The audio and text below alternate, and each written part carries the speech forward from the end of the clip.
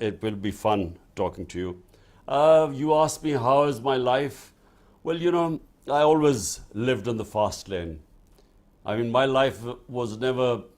If for a while things became calm in my life, I felt there was something wrong. So, as someone who challenged himself throughout his life, so this right now, I would say I'm probably facing the biggest challenge of my life. But, every challenge strengthens you. So, my belief is that as long as you resist, the Almighty has given us such powers within us that the more you resist, the more you discover your strength. Now, because of the pandemic, many people are working remotely. I was going to say it's like the Sharifs in London, working remotely in their jobs. Did the pandemic prepare you and all of your supporters for house arrest, for having to be in your house for long periods of time? Well, pandemic certainly prepared us for the only way we communicate now is through Zoom. And that's pandemic. We have to thank that, because otherwise either all my senior leadership is in jail or it is in hiding. And so the only way we communicate is through Zoom. So that's the great advantage of the pandemic. I wanted to ask about that. You have something like 180 charges against you right now, including some terrorism charges. I wanted to ask, how does it feel to be the only person in history to wait until they're 70 years old to become a terrorist? Well, Jeremy, 180 and on a daily basis going up. I'm soon to hit my double century. Look, it is sad really in a way, because it's just made a mockery of our whole justice system. Because the guys who are running the show right now, they are so petrified of elections, which are to be held in October, that they're petrified of losing. Because, in the by-elections in the last few months, out of 37 by-elections, we won 30 of them. And remember, this is despite them being supported by the umpires, by the election commission, by the establishment. And so the only way they want to now allow the elections to take place is that I should be in jail or I should be disqualified, because they do not want me in the election race. And hence these cases, and hence this crackdown on my entire party, where thousands are in jail, and either they're underground or they're in jail. It does seem like anyone who interviews you or visits you is charged with terrorism. I guess my question is, am I a terrorist now for talking to you, like for interviewing you in this way? Like, am I allowed to come to Pakistan at some point? Well, Jeremy, right now, if you're a journalist and you talk about me positively, you will be in trouble. Four of our top journalists, four have left the country. One is on this panel right now, Mohit Pirzada. But then one of our best one last year, he was slapped with sedition cases and so on, and he had to leave the country, and then he was murdered in Kenya. And I think that's one of the most tragic things that happened, because he was our best investigative journalist. Meanwhile, the other outstanding journalist in our country, who has the highest viewership on YouTube, he's disappeared for 2 months. So, no one knows. Yeah, Imran Riaz, he's disappeared, and his wife and his children, what they must be going through right now. When you don't know where they are, if you know they're in prison, at least you know where they are. But when they disappear, I think people go through the worst nightmare, as his family is going through. One of the strangest parts, I was reading all about like the crackdown on PTI. One of the weirdest parts of this is that it's actually illegal in the media for people to say their name or show your picture. Is that true? Well, they've been threatened. The media houses and the top anchors were all called in a meeting. The meeting was very short, 4 minutes, I'm told, and they were ordered that my name was not even to be mentioned on the media.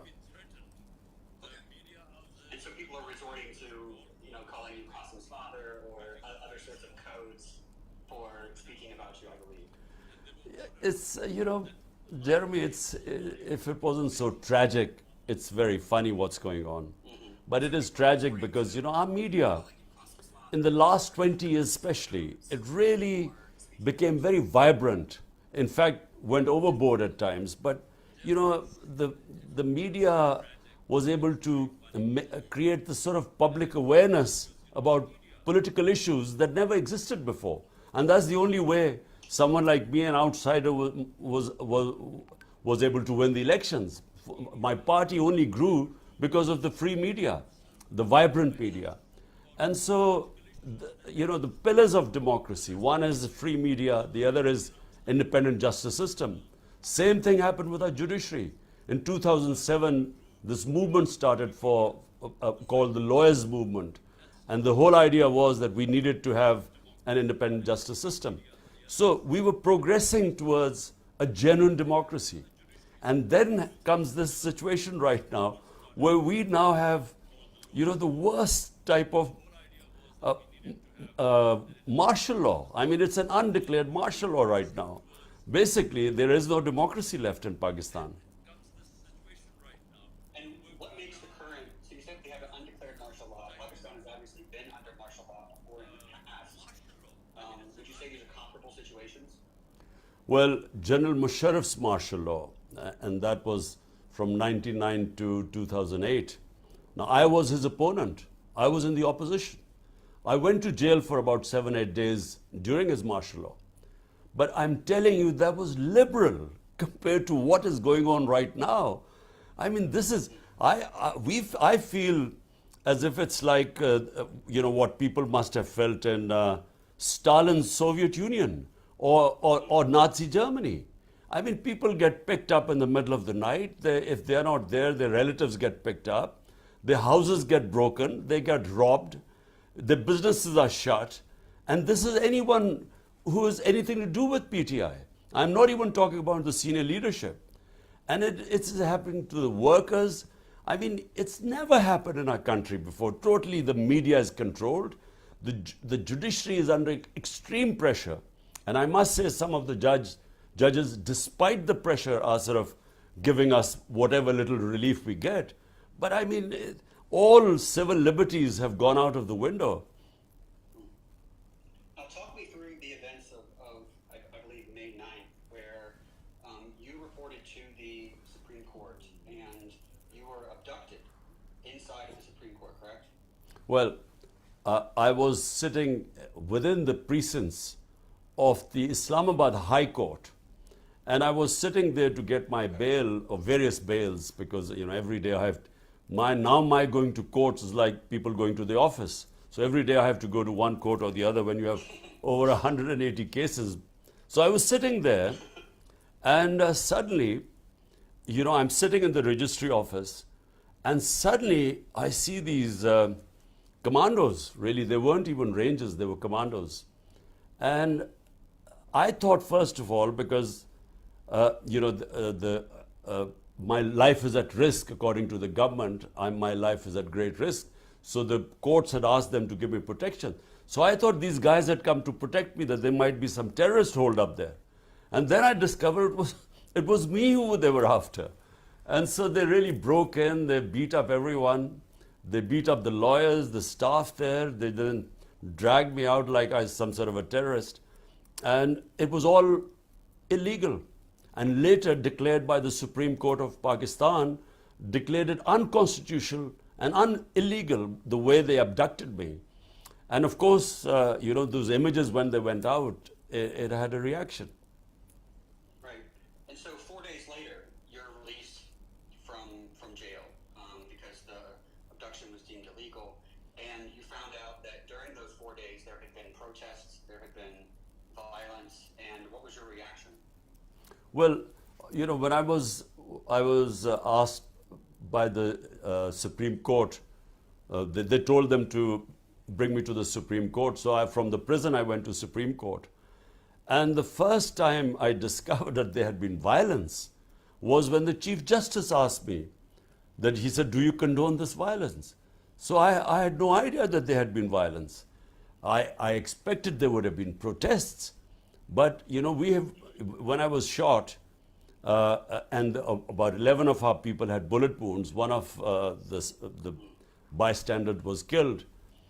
Even then there were protests, but there was no violence or there was no arson. So I was quite shocked when I was told by the Supreme Court, and I immediately, of course, condemned it.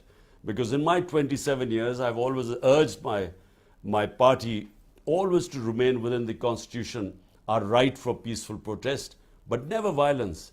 So as things unfolded, Jeremy, unfortunately later on, we discovered that these people were embedded within us.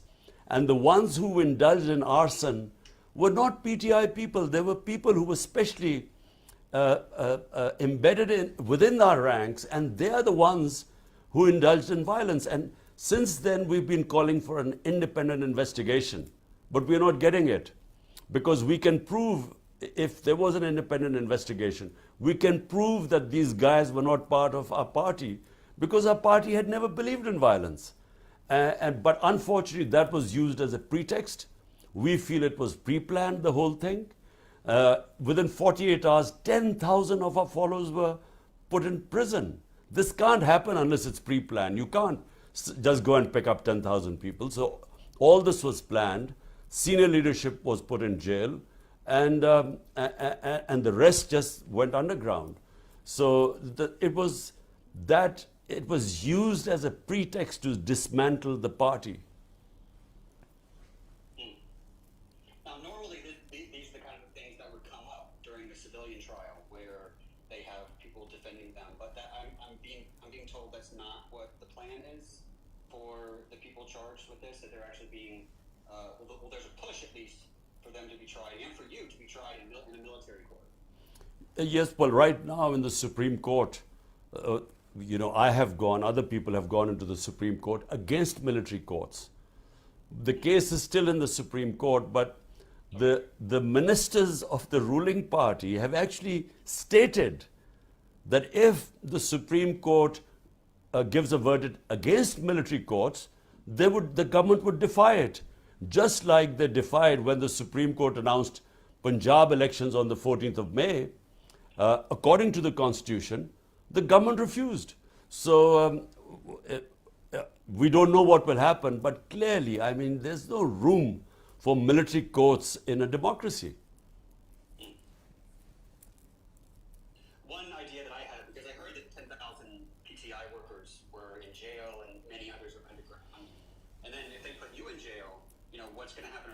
Are they going to allow PTI to contest elections without you, or are they going to have to change the name? You got to start your own political party. And my idea was a political party called the PDKM, which is the Please Don't Kill Me Party, where anyone who leaves PTI can just switch to that party, and then that would be their way to stay safe while they're contesting elections. Well, Jeremy, let me tell you what's going on right now. Now it's a race against time. The tenure of this government ends on the 12th of August. Now what they're trying to do is... 1 month. Yeah, just under a month. So what they're trying to do is that they want to have me banned and put into prison before the 11th of August or 12th of August. And so I have these cases and these judges, the special appointed judges who are now hearing my cases, really speedy trials going on. And the whole idea is that I should be out of the race before the caretaker government comes in and the election campaign starts. Now, the problem with that is that, the cases that they're going to try and have me convicted in, they are no cases. These are bogus cases. So if they go, but what they want is that they will have me convicted, and then when I go to appeal for the higher court, by the time the appeal will be heard, the elections would be over, so I would be out of the race. So this is the game plan, and also put me in prison so that I can't campaign. All I think, my view on this is that what they are trying to do is they will completely discredit our democratic system in trying to dismantle and not allow a party which has over 70% rating in Pakistan today. So the biggest political party in the country with basically almost 70% of the people behind it, if you try and make sure that it is out of the race, basically you're dismantling the democracy of the country. And that's really what they're planning to do. And all I'm hoping is that some sense will prevail somewhere along the line, because all that would do is it will destabilize the country. The country desperately needs political stability, which will then lead to economic stability. But all what they're trying to do is actually, it's going to cause more destabilization. But there's a panic amongst those who are in power that somehow, whatever happens, I should not be allowed to come back into power. Well, one of the things I was reading that came out in the last week that made me laugh was that you were accused of being a secret Israeli agent. Is that right? And I was thinking about all of the different secret religious things. You know, Barack Obama was accused of being a secret Muslim.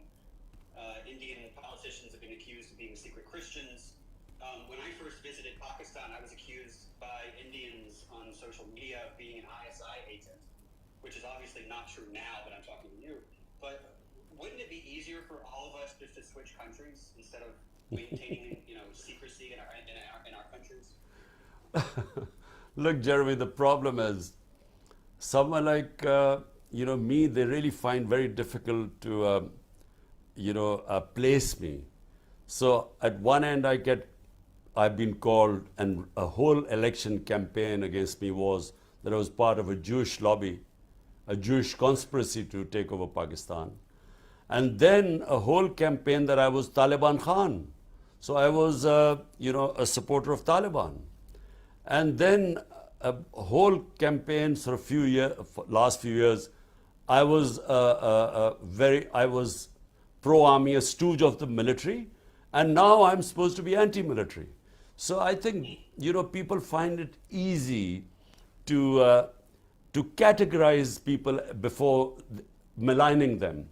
So, it depends where you stand in the political spectrum. Then, accordingly, then they brand you like, Jewish lobby and so on. Point is, the saddest thing is that, my God is Rabbul Alameen. He's God of all human beings. And our Prophet, Muhammad, peace be upon him, was a mercy for all mankind, not Muslims. So, my religion is a universal religion. It is to bring people together, human beings together. And, very narrow-minded people, unfortunately, always, non-leaders I call it, non-leaders always do their politics by hatred, through hatred, by demonizing one community to get votes. So you find, non-leaders dividing humanity to come into power, whereas you have someone like, our Prophet, peace be upon him. The first constitution of Medina was where all the various religions were brought together by him. So Christians, Jews, Sabians, they were all brought together under one millet, or one community. And they all had their rights, and all the rights, they were allowed to practice their religion and so on. So it was a very advanced civilization that was set up in the state of Medina.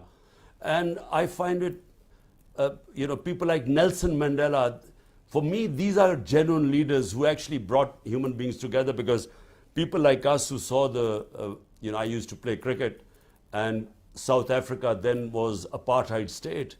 And I played with South African cricketers, and I always thought that, one day there would be bloodshed in South Africa. But it was a leader who actually stopped the bloodshed by forgiving the ones who put him through so much, 27 years of his time in jail, and then he comes back and forgives everyone. So these are genuine leaders who bring humanity together. Yeah, I was speaking to some of my friends in Pakistan who are Christians, and they're also supporters of you. And one of the things they brought up was that Christians in Pakistan I've always found this interesting that the percentage of Christians in Pakistan is the same as the percentage of Muslims in the United States. It's about between 1 and 2%. And one of the things they were concerned about was, Christians in Pakistan being a minority, often being scapegoated by, neighbors and things like that, that they rely on the rule of law in Pakistan to protect them. And the, recent events have made them a little worried. Well, look, Jeremy, look, what distinguishes a civilized society from a barbaric society? The Romans used to call anyone, the Romans had their laws, and everyone else were called barbarians who didn't have laws. So a human society and an animal society, the only difference is law of the jungle is might is right, and human society is only human if it has rule of law where the weak are protected from the powerful. Now, unfortunately, Pakistan has descended right now into total lawlessness. Might is right. In order to try and sideline me and my party, basically all fundamental rights have got suspended. And when that happens, basically all the weak people become vulnerable, all weak sections of the society. So rule of law is what I started my politics 27 years ago. And by the way, I was inspired by England, where I went as a teenager. And for the first time, I saw rule of law, meaning that the powerful were also under the law. Whereas I had come from what was then martial law, where you had military rule, and military rule by definition violates rule of law. So therefore, I was inspired where, the Prime Minister also had to go by the rules. And, recently you saw Boris Johnson actually losing his premiership because he broke the law. So, I mean, these are alien concepts right now in Pakistan, and that's what I started 27 years ago. And my 3.5 years in power, my biggest problem was that unfortunately the army chief at the time just was patronizing these powerful people who wanted to be above law. And I wasn't strong enough because I had a weak coalition government with a small majority. And I just wasn't strong enough to implement rule of law. And by the way, unless you have, in a parliamentary democracy, unless you come in with a proper public mandate with a huge majority, I don't think it's possible to take on the powerful mafias who put themselves above law. I'm turning this over to Safina, who has a question. Hello, Imran Khan.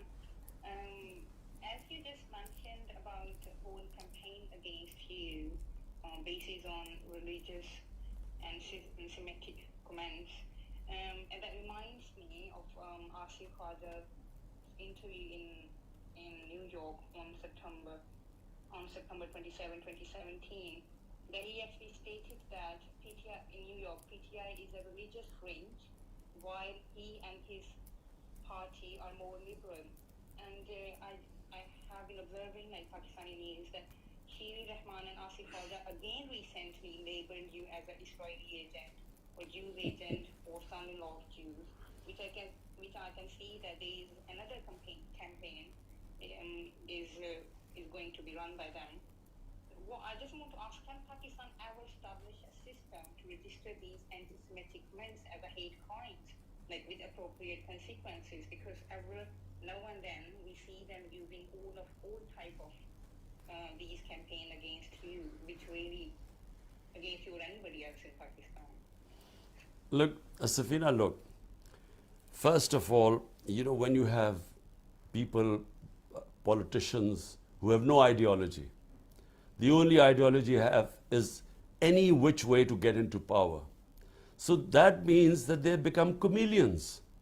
So Khwaja Asif would go and tell the Americans he's liberal, whereas his party members here would be talking about, the extreme sort of spewing hatred against other sects, other religions, or they would be calling themselves backing jihad, and jihad not because they believe in jihad. Jihad is a great concept, means standing up against injustice. But they would use it sort of as a religious, as trying to categorize themselves as being religious. And so they change colors wherever, whatever audience they have. And Sherry Rahman, her party claims to be very liberal, and they talk about liberalism and so on, and yet here she is making such comments and she made them in Urdu, didn't make them in English because she didn't want, the Western countries to know, what she was saying, these anti-Semite comments. Look, what I want Pakistan to be, let me just make it clear. The Pakistan I want, and the reason why Pakistan was made to be on the principles. Our founding fathers made Pakistan to be on the principles of the first state in Islam, which was in Medina.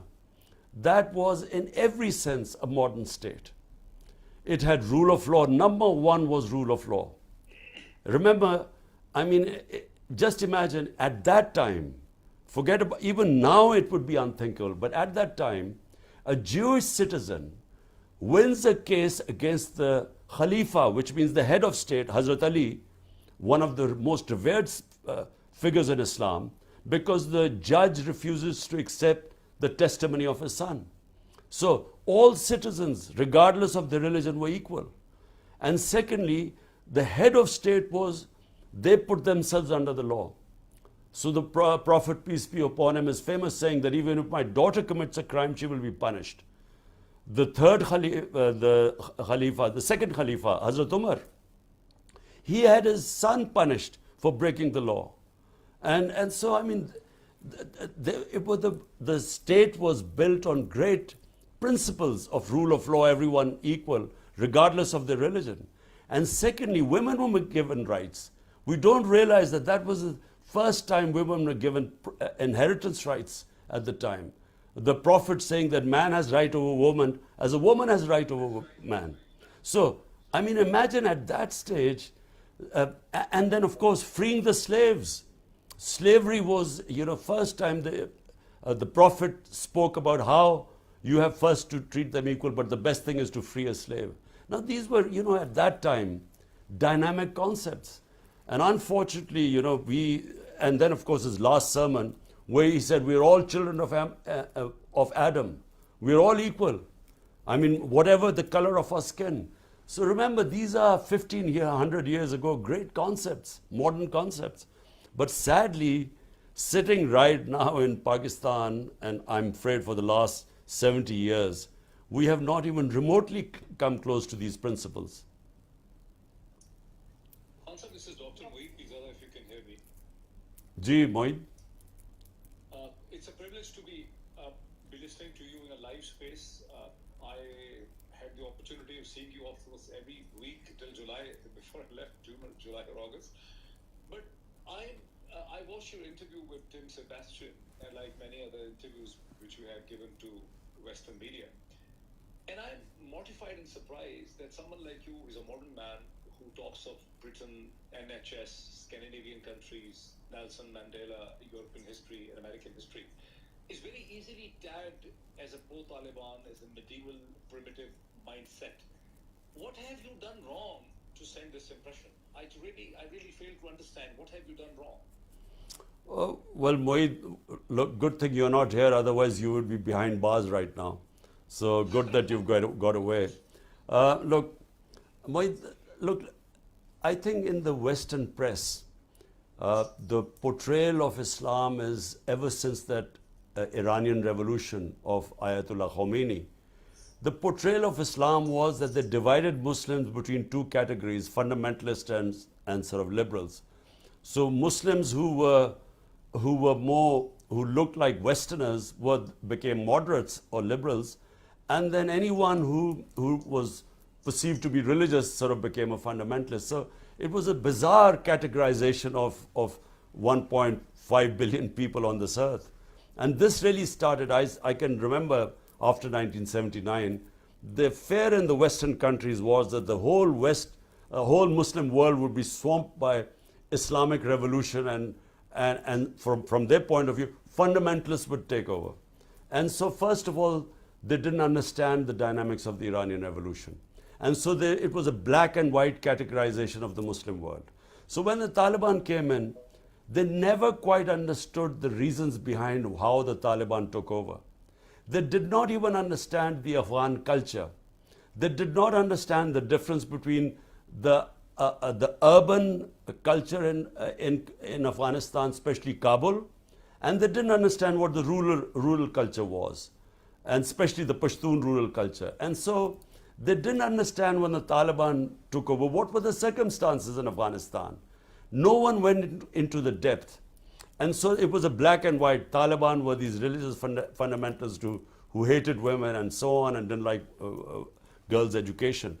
And so whenever they ask me questions about Afghanistan, they do not understand that from Pakistan's point of view, our number one priority is that whichever is the government in Afghanistan, Pakistan must have peaceful relationship with them, because we have a 2,500 kilometer border with them. We have 3 million Afghan refugees. And when the previous government was in power, we had 3 different terrorist groups operating from Afghanistan and operating in Pakistan. ISIL, TTP, and then of course the Baloch terrorists. So from Pakistan point of view, we want a stable Afghanistan. Whether it was the previous government or the Taliban government, we want stability. Afghanistan has been through 40 years of conflict, and the people of Afghanistan have suffered. Now, from the West point of view, when they talk about human rights, and especially women's rights, it would be much better if the West if they allowed the current Afghan government to come into the mainstream. By isolating them, they're actually removing every leverage they have on trying to influence them on human rights and specifically women's rights. So right now it's a black and white thing, you know. If you talk about the Afghan government because Taliban are there, you are then also supposed to be endorsing the treatment, the girls not going to school. But clearly, I mean, any human society, everyone knows that without women's education, how can a society progress? I mean, in our government, my 3.5 years, we give special stipends to parents of poor girls in conservative areas to send their girls to school. We made 60% of the new schools we made were for girls so that we could encourage girls' education. Because simple, I mean, our biggest problem right now, just to divert, is our population growth rate. Now, every research shows that if you educate the girl child, if your women are educated, automatically the fertility rate comes down. And so, I mean, it is a necessity for Pakistan. You know, for our future, we must educate our women. It's also surprising, if I add on the woman issue, that you come from a family in which your sisters are highly educated. They work for international organizations, they're doctors, they're engineers, they're economists.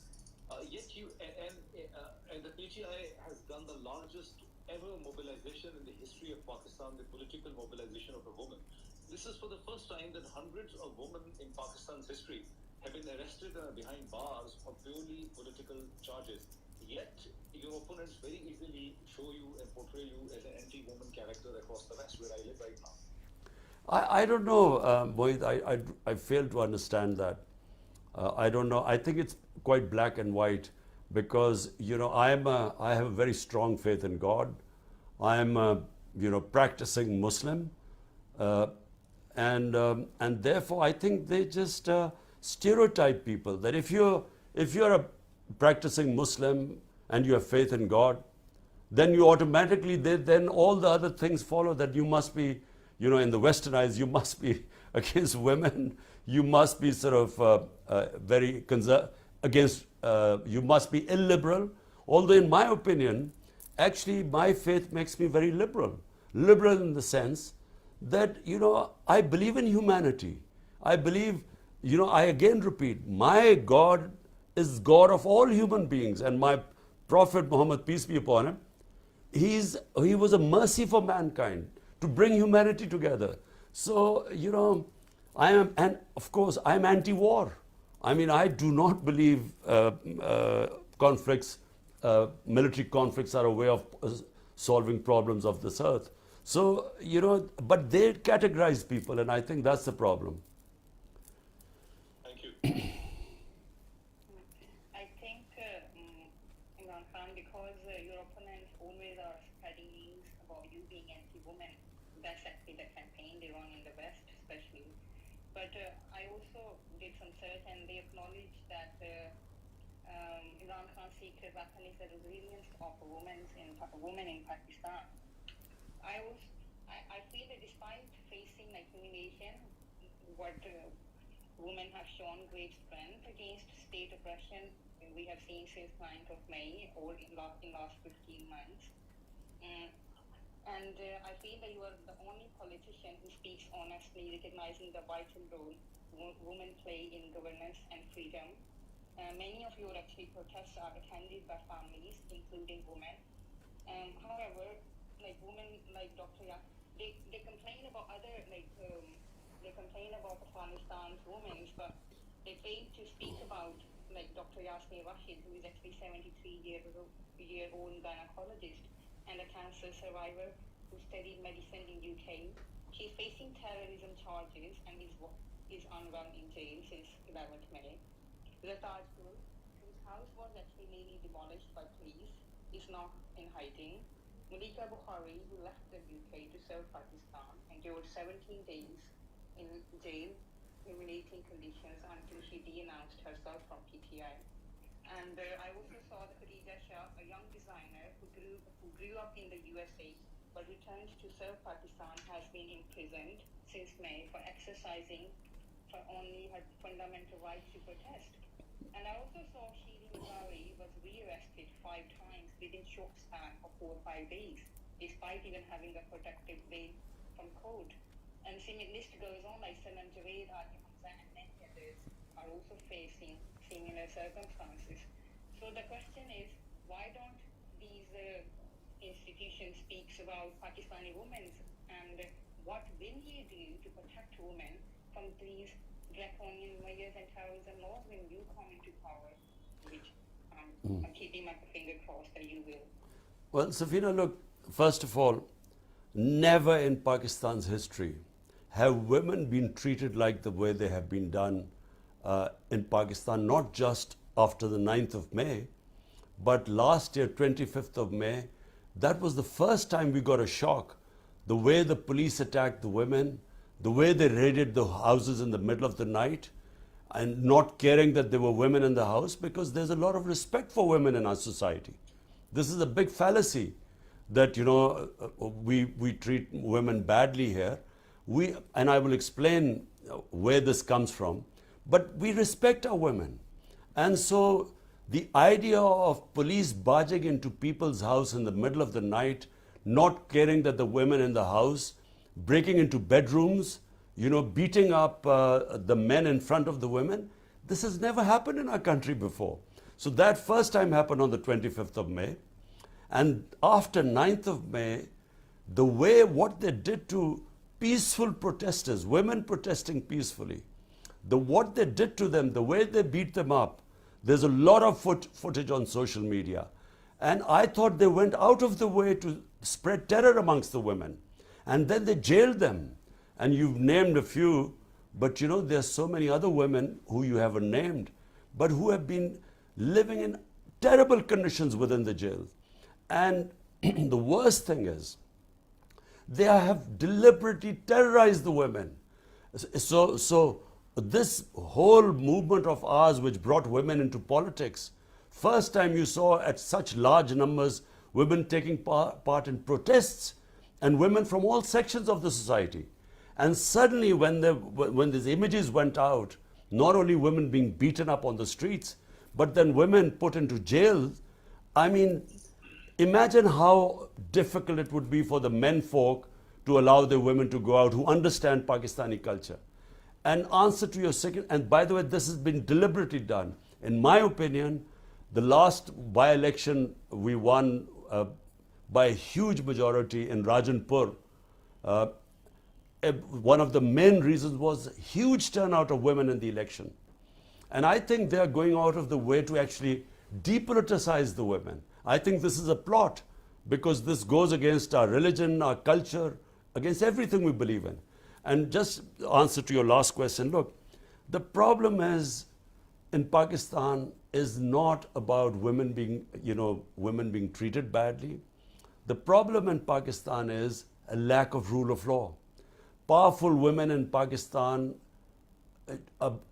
compared to poor men in this country, are at a great advantage. I mean, a powerful women in Pakistan from strong families can have things done here. But a man from a weak background has no access to justice. So basically, it boils down to rule of law. Rule of law, I repeat, it means bringing the powerful under the law and protecting the weak from the strong. That's what you call a rule of law. And that is really what I've been struggling for 27 years. And that is eventually what will protect the weaker section of the society, whether it is women, whether it is minorities, or whether the poor men. Thank you, Imran Khan.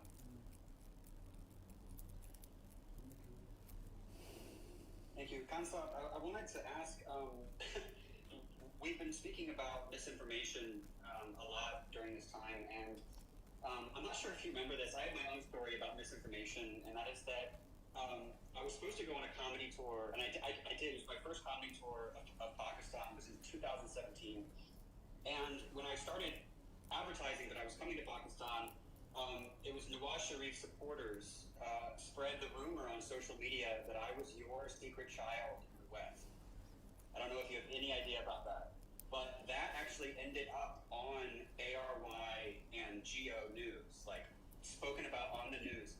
And I had to contact the Sharif administration to explain that I was not your son, so that my visa would be able to go through. And they ended up calling the embassy in the U.S. I got my visa. I went to the airport, and then on the flight to Pakistan, Nawaz Sharif was removed from office.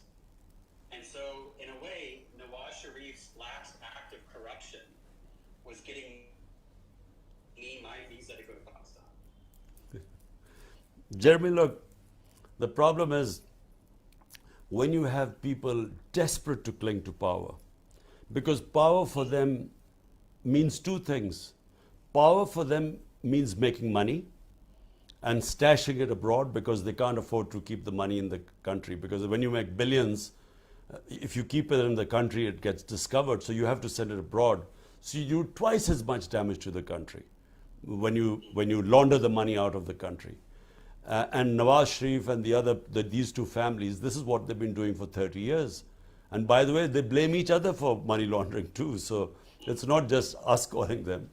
And secondly, the next problem is how to protect that corruption money. So that becomes the second thing. That's how they damage the country even more. Now they want to protect the money. So protecting the money means they must stay in power, because only in power can they protect the money.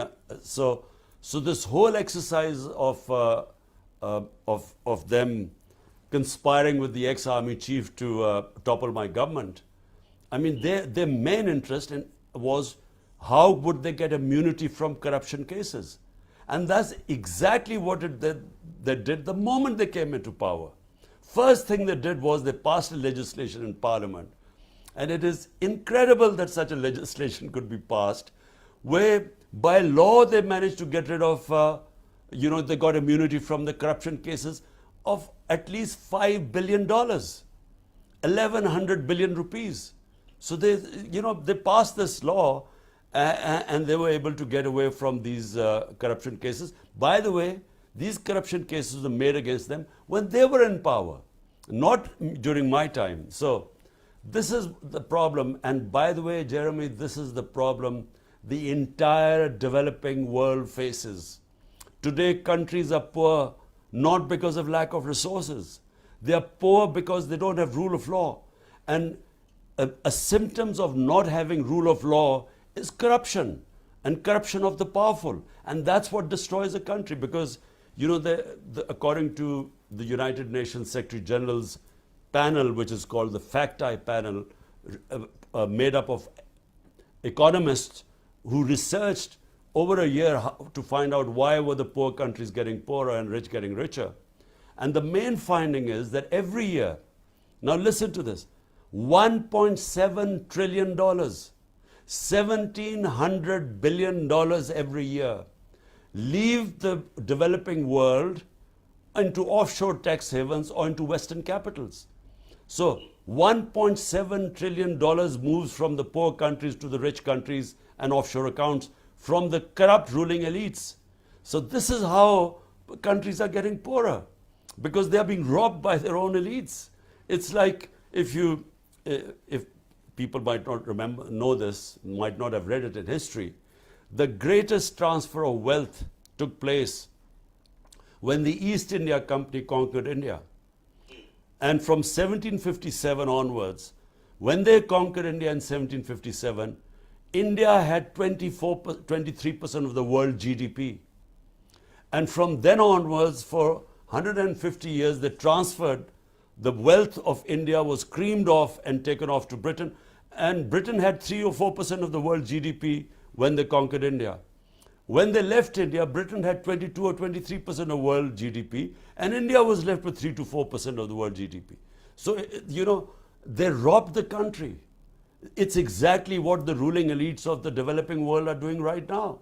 They are siphoning off the money, and they end up and unfortunately, the powerful countries, rich countries, don't do anything to stop this plunder. You're speaking about the rule of law in Pakistan. Of course, the West prides itself on our rule of law. But I was thinking about how the idea of rule of law predates the West. You find it in Roman law and Christianity and Islam. That it's not some idea that's sort of foreign to Islamic countries. It's actually something that is at the source of that.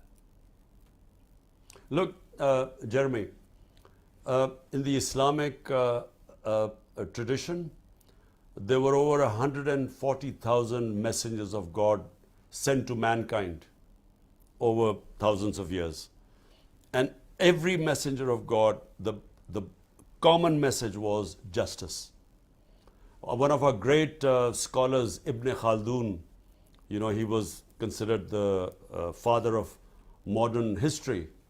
According to him, he said that my whole study of Islam brings me to just one point, that the whole purpose of the Almighty sending man to earth is to establish justice. So whenever during human history, the societies that had a better justice system always prospered. So it is connected to prosperity. So justice brings you rights. Rights gives you freedom, and free and stable societies then become prosperous. So hence, if you look at the table of rule of law index, out of the 140 countries, the top 15 countries which have the best rule of law are the most prosperous. And the bottom 15 countries which do not have rule of law are the poorest. So it is directly connected to prosperity.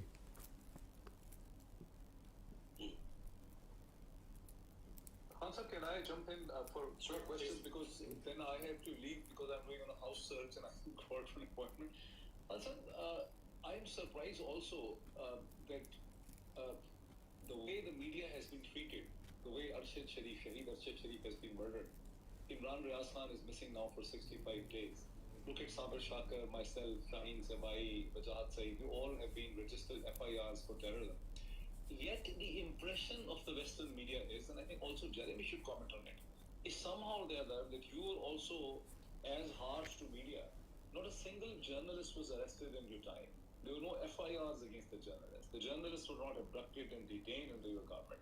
Neither are you able to explain that situation, nor is anyone understanding the word. There is a sea difference. Look at myself, look at Sabir Shakar, look at Shaheen Sabai, look at Jahat Saeed, look at the poor Arshad Sharif, look at his family, look at Imran Riaz. Yet they're blaming you for cracking down on media. I mean, how do you explain that? Well, I think, Moeed, there's a term called moral equivalence, where they equate two unequal situations and actually protect the real aggressor. So, this idea that, some journalists might have suffered during our time, 3.5 years, and because of that, then the whole crackdown, I mean, what crackdown? Media is totally muzzled today. I mean, the media is totally controlled. There is no freedom. Under General Musharraf, and I don't know whether you remember, General Musharraf, the media was liberal compared to what is going on right now. So 100%. it is completely controlled today. I mean, not just that the four of you have left the country, not just that Ashar Sharif was murdered after having to, because of threats to his life after leaving. I mean, what about the 4 or 5 senior journalists who were roughed up and beaten up in Pakistan? I mean, senior journalists like Azamir, like Sami Ibrahim, like Ghulam Hussain. I mean, these guys were just roughed up within Pakistan and threatened. So, I mean, this is unprecedented what is going on, the sort of crackdown. And yes, you're absolutely right. Sometimes they bring out some sort of human rights watch or some report or some international journalism who might have mentioned few journalists got a raw deal. But by the way, I looked at all there were 10 cases, so I actually had it investigated. There are 10 cases. And all of them, there were 3 of them which has to do with security, where the military establishment directly spoke to the media owners in 3 or 4 cases. There were one case which we were unfairly blamed because the channel, this one guy, his viewership dropped. And there was only one case that came to me, and that was about Matiullah Jan. And when I found out that he had been picked up, the next day we had him released. But you cannot compare what is going on. I mean, there is just no comparison between then and now. I would like to add actually, Imran, thank you for answering to Dr. May, that since last 15 months, there are more than 40 cases, 40 individual cases registered against journalists. There are 40 members of journalists from Karachi, from Punjab, from Lahore, from Peshawar, and from Balochistan. And if you calculate only Balochistan, there are more. But I have a question, as Dr. May said about media, that the rape incident actually happened. If you remember, Dr. May, the rape incident on the motorway during Imran Khan's news sparked international outrage. But you know, the Human Rights Commission in Pakistan took quite active measures to seek justice on the times. But when I look at now, in early February this year, a woman was assaulted in F9 Pakistan, but media discussions on that matter were completely banned by PAMRA, and our human rights bodies appear to remain silent, like there was no peep. Just recently, yesterday, there was a news about another rape occurred in Markna Hills near Islamabad, and that actually raises concern about the potential compromises like our human rights institutions in Pakistan and media have made. Is there really are the human rights organizations and the media in Pakistan is completely compromised? Because what I heard, okay, Imran Khan's name or PTI leadership cannot be mentioned in TV, but other than that, can all these crimes is also banned?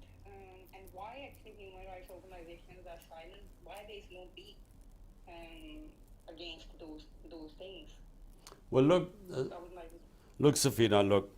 Unfortunately, the media, and I'm talking about our own media, and then I'm talking about the Western countries, 2 different things. Our own media is unfortunately controlled by the media owners, the bosses.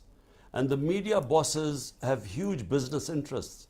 I mean, they're interested not just running a media house, they have other business interests.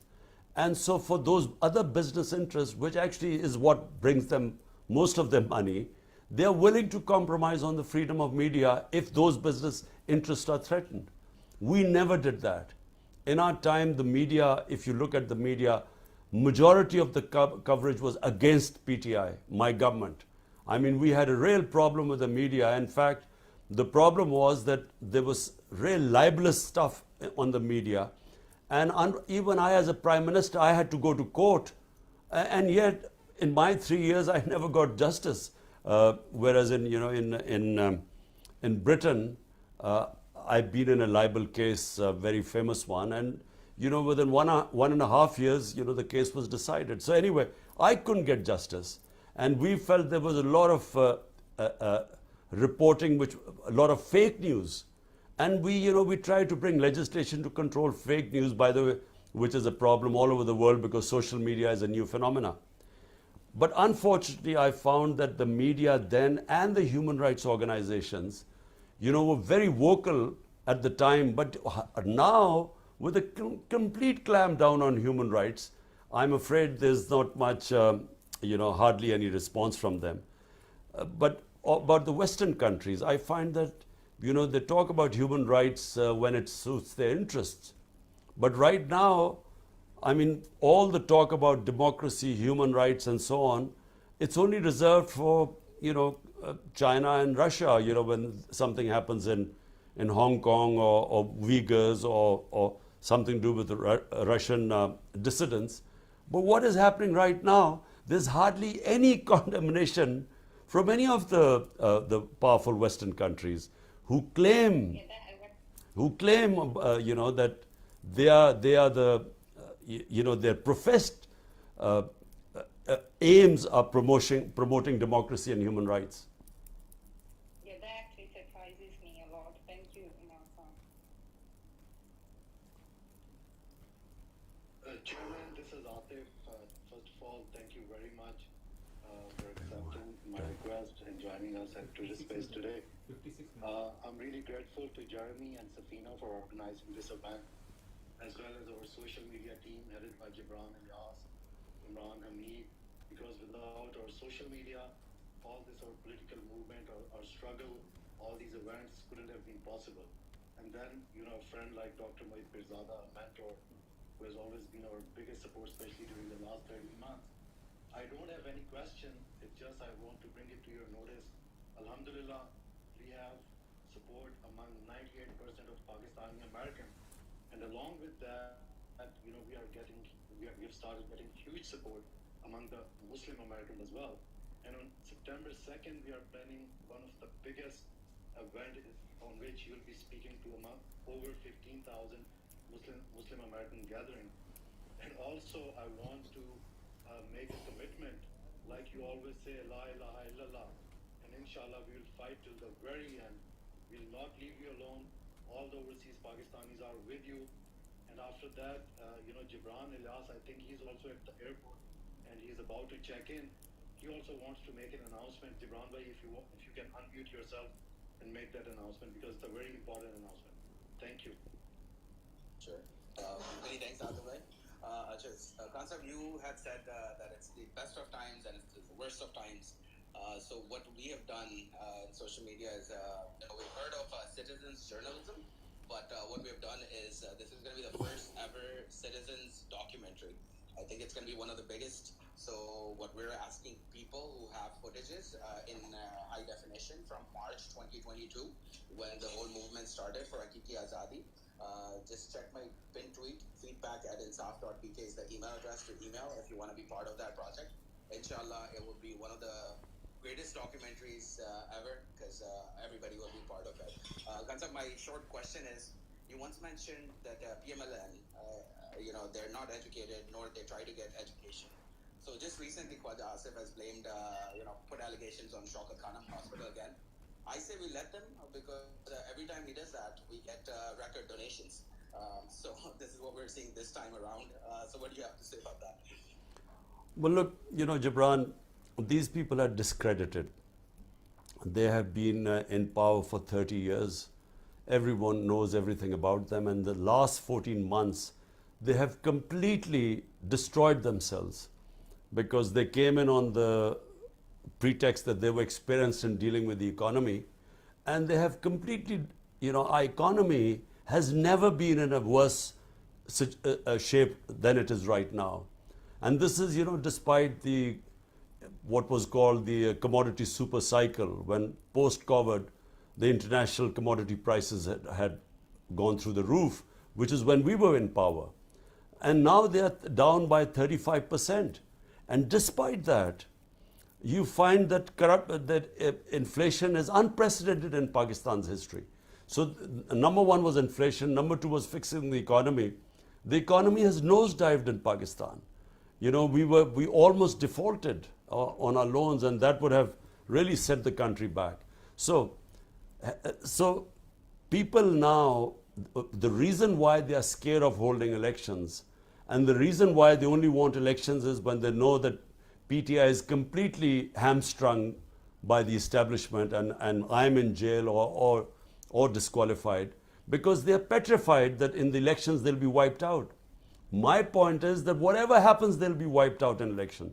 Even if I'm in jail or if I'm disqualified, I don't think the moment the elections start, they do not understand the passion on the ground right now.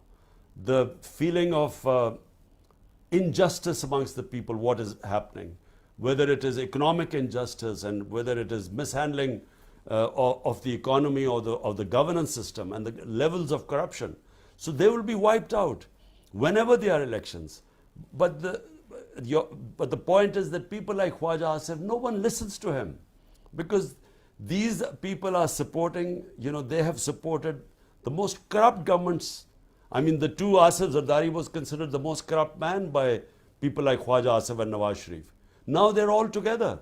And Zardari used to call Nawaz Sharif the most corrupt person. So they're all together now. So anyway, they have no credibility. And that's reflected in them trying to run away from the elections. This is Jeremy again. I wanted to ask you, there seems to be an effort by the media to portray you as, you know, somehow anti-American. I know that one of your generals paid $30,000 to lobby the U.S. to support your removal as prime minister. Would you be willing to map that amount if I convince the CIA to put you back into power?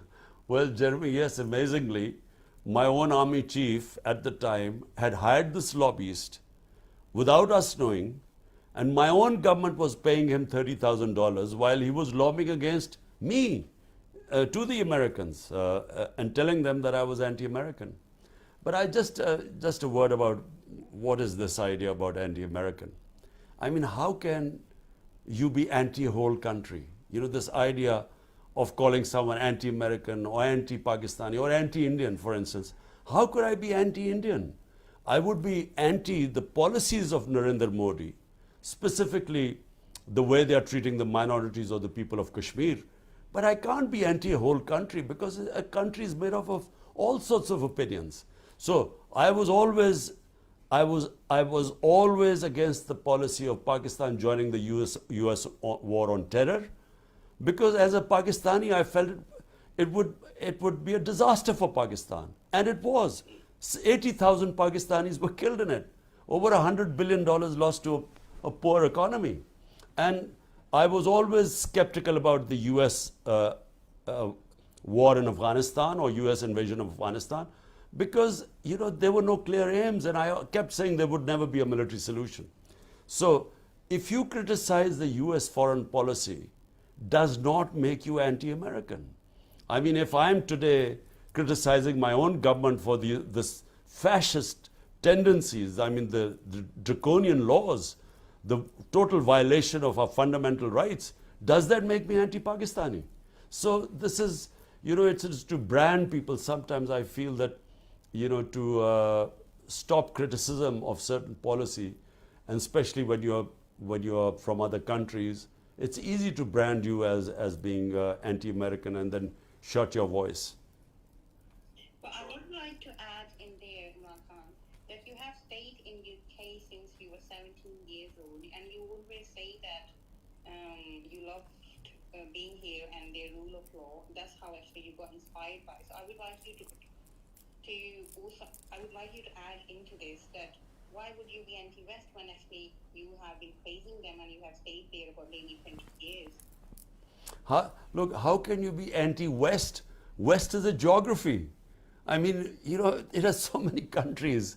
These are so bizarre, these terms. He's anti-West or he's anti-American and so on. Look, I mean, Britain, you know, I keep telling everyone that the first time I saw two important things which made the basis of my manifesto was rule of law and a welfare state. So that's the first time I saw in Britain. And later on, when of course, I studied my own history and especially Islamic history, I discovered that the state of Medina was based on these two great concepts of humanity, justice and humanity, and a welfare state, and all the great concepts which I saw in England were actually 1500 years ago was actually in the state of Medina, set up by our Prophet, peace be upon him. So, but I also understand the weaknesses of the Western society. I also know their strengths, same as I know the weakness of my society and the strength of my society. But that's how people, understand different communities. You don't sort of blanketly say you are anti one community or anti the other community. You just deal with them. A mature way is to their weaknesses and their strengths. Thank you. As I was getting ready to, coming up with a list of questions that I was going to ask you, my neighbor bought a black pickup truck, and so it's sitting outside. I don't know if I should be worried or not that anyone is coming for me with a black ego or anything. But Jeremy, you should be very worried, because if they come in, let me tell you what they'll do. First of all, if they find you, they're going to thrash you. And if they don't find you, they will pick up anyone who's in your house. They will take them, with them in the black Vigo. They will smash your house. They will rob it. I mean, this guy, one of my MPs, he was not in the house. They broke open a safe, and they, took away everything from the safe. So it's not just that they beat you up and they rob you, they break the house. In other words, they vandalize the house. They also rob it. So be careful. Right. If I do need to flee, from what I understand, I can hide in Octobot, because they never look there, from what I understand. Well, my senior leadership, they will give you plenty of hints, because they've been hiding for 2 months. They're all out of their homes. They're hiding. I think Safina mentioned Pakistani Americans. Now, I have a pretty big fan base of Pakistani Americans, and in terms of the population of Pakistanis in the United States and the effect that they have in the United States, it's very outsized. We call it like punching above your weight. They're one of the most respected and influential groups. Meanwhile, I read that in the last year, 750,000 Pakistanis have left Pakistan, which is great news for us because we love Pakistanis here. They are our doctors and we're very involved in politics and industry. But I can't imagine this kind of brain drain being good for Pakistan. Look, Jeremy, first, the Pakistani American community is one of the most powerful Pakistani expatriate community. And also it is one of my biggest support, PTI's biggest support does come from not just the Pakistani Americans, but basically amongst the 10 million Pakistanis that live abroad. And the main reason is because when they go abroad, like I went when I was a teenager, you see rule of law. And by rule of law, it means that if you pay your taxes and if you don't break the law, you are a free man. You're protected by the laws of the land. And whereas when they come, when you see what is happening in Pakistan, it would never happen that in the US, your house would be broken in by police in the middle of the night and people picked up, beaten up, the house robbed. It's unthinkable there. Because no police officer would dare to give instructions like that because his juniors won't obey them. Because it would be against the law of the department, the police department. They're not allowed to do this sort of thing. So the juniors would not accept this. And even if they did accept this order, they would be liable to be sued in a court of law and would suffer heavy damages. But here, unfortunately, might is right. And this is what makes takes away the freedom of human beings, and it actually creates a society where it completely shuts off the potential of a society. It destroys meritocracy. So it destroys this, only the potential of humans is in freedom. So throughout history of mankind, a human strives for freedom because only free societies, can ascend, can go to great heights. And freedom comes with the rule of law. Now, that's why the overseas Pakistanis back us, because they live in societies and understand what I mean by rule of law. Now, second, what the point is, actually, it's a very serious issue we are facing right now. People are losing hope in Pakistan. And why are they losing hope? Because the establishment is trying to impose on us these crooks and criminals who've been in power for 30 years, who are proven money launderers, who are proven to be corrupt, not just by what we say, but what they say about each other, what the establishment used to say about them. So when these people are imposed on a country, and then you see that the establishment is trying to not allow the biggest party to come into power, which means over 70% of people, the choice of over 70% of the people will not be allowed to compete in the elections. That's when they lose hope, because they look at these faces who they've been seeing for 30 years and they think they will be back again in power. That's why we have 1.2 million top professionals leaving the country in the last few months. This is the biggest brain drain in our history. And remember, not just that their skills are leaving our country, but also their capital. They will be taking the money out as well. It's the big disaster which is taking place in this country. And unfortunately, right now, the way the establishment is sitting with this government of crooks, this is the biggest, from my point of view, I mean, the cause of hopelessness. And it's because of hopelessness that you find people leaving the country. So my question is about the status or the role of the Army in all of this. People ask you lots of questions about the Army, and from what I understand, the Army is the most competent institution in Pakistan. So anything that needs to get done, whether it's COVID policy, which you were praised for, relies heavily on them. That's just how everything works. But a healthy country needs other institutions other than the Army to be strong, to be intact, to be able to carry out the functions of a society. So how does a country transition to having stronger institutions other than the Army? I mean, are there any other countries that have done this? What's your plan for this?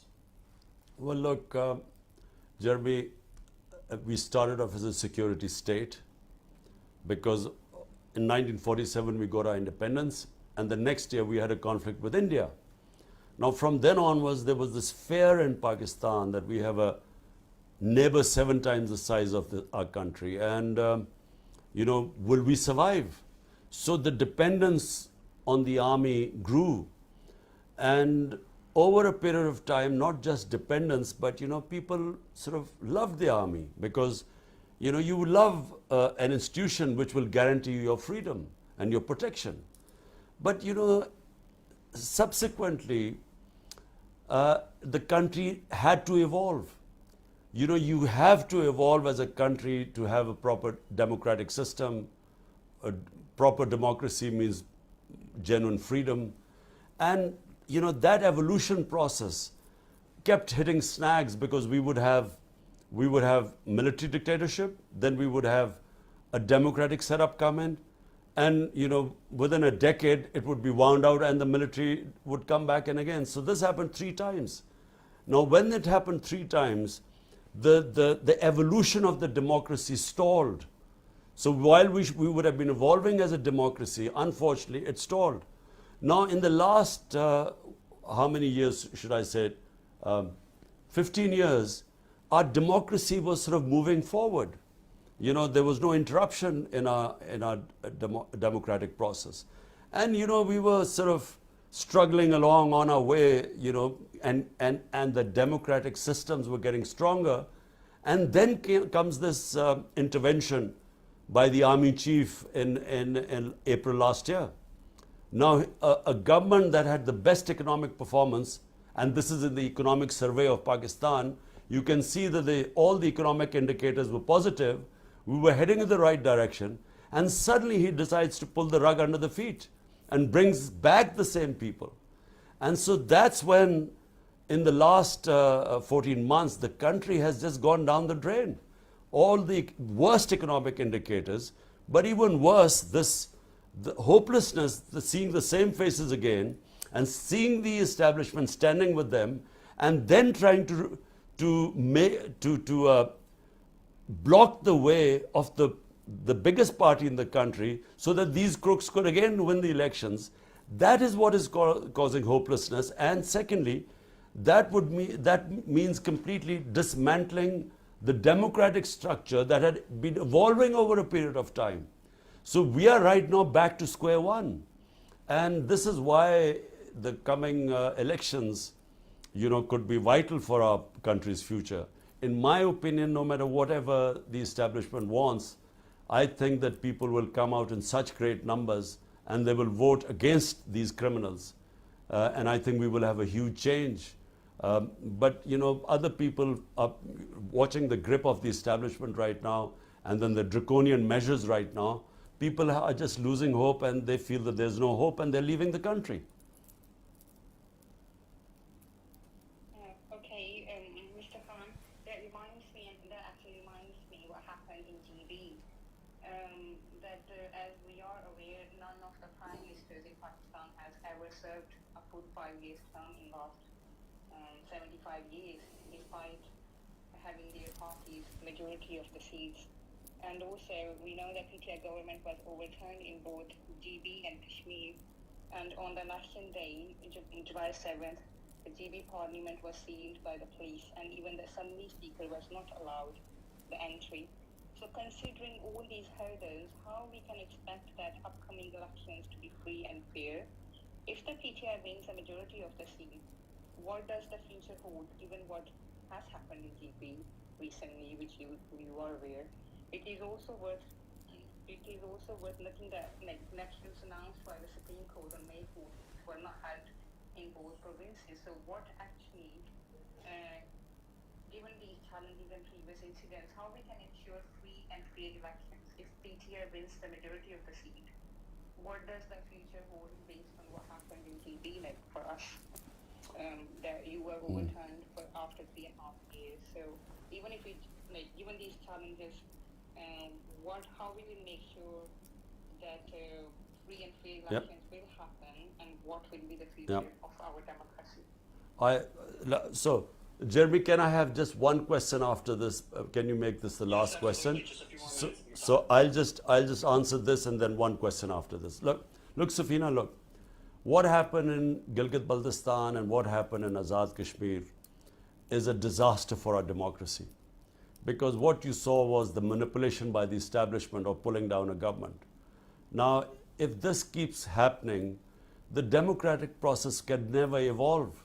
So you are always, beholden to a powerful establishment, which then decides to make or break governments. And the damage done to Pakistan, and I'm not talking about PTI, the damage done to Pakistan by what General Bajwa did by removing a running economy, a government that had gone out, had dealt with COVID, one of the best top 3 countries in the world, which dealt with the biggest crisis humanity faced for almost a century, and then brought the economic performance, 6% growth rate, average last 2 years, to bring down that government and replace it with these cabal of crooks, and then they crash the economy and destroy the governance system.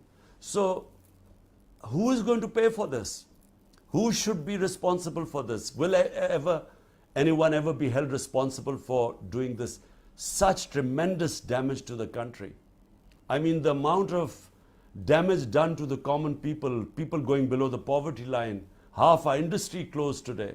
growth rate from 6% coming down to 0.3%, which has consequences. When industry shuts down, it takes quite a while to again open up your industry or restart it. So this is what happens when someone makes decisions in a closed room without any debate and then not accountable to anyone, and he can then trot off anywhere while the country just goes down the drain. So, and I'm afraid in Gilgit-Baltistan, the tragedy is that Khalid Khurshid was one of the best chief ministers I've seen in Pakistan. He was outstanding. And to actually bring him down and his government, such a great disaster was done to people of Gilgit-Baltistan. I think it is sad what happened. I think it is not just bad for democracy, but for the people of the entire Gilgit-Baltistan province. So to conclude, let me just say, look, our democracy has to move forward. We have no choice but to have democracy. A bad democracy is better than a military dictatorship. This is a consensus amongst the people of Pakistan. So where do we go from here?